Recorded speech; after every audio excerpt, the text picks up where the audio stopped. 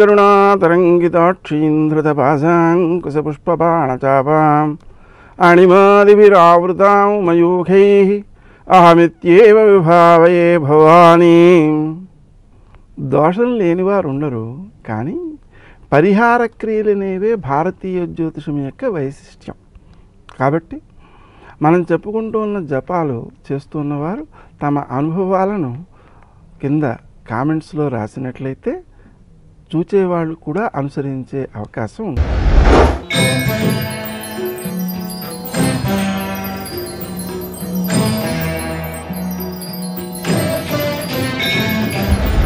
వృషభ రాశి.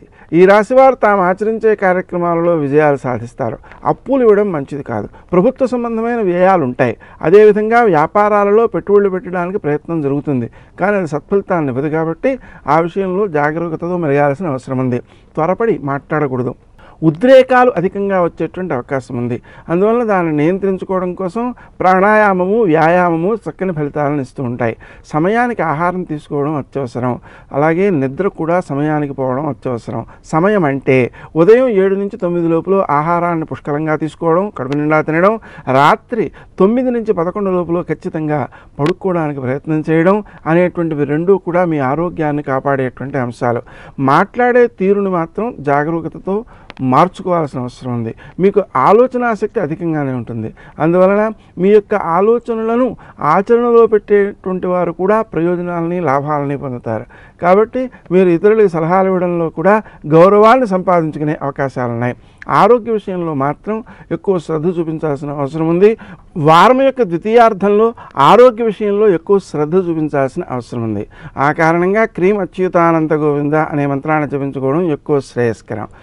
రావలసిన సొమ్ము చేతికి అందే అవకాశం ఉంది. అలా రావడం విషయంలో స్త్రీజన సహకారం మీకు బాగా ఉపకరిస్తూ ఉంటుంది. జనని కనక వృష్టిని దక్షిణాంతేర్పయామి అనే మంత్రాన్ని జపించుకోవడం ద్వారా మీరు ఎక్కువ ఆర్థిక ప్రయోజనాలను పొందగలుగుతారు. వచ్చిన సొమ్ము దుర్వినియోగం కాకుండా, వేస్ట్ అవ్వకుండా కాపాడుకోవడం కోసం సుమంతో శ్రీ కార్తవీర్యార్జునాయ నమః అనే మంత్రాన్ని జపించుకుంటూ ఉండాలి. అదేవిధంగా మీ యొక్క కృషి వ్యర్థం కాకుండా ఉండడం కోసం, పై అధికారుల ఆదరం బాగా పెరగడం కోసం తప్పనిసరిగా శ్రీ రాజమాతంగే నమః అనే మంత్రాన్ని జపించుకోవడం అవసరం.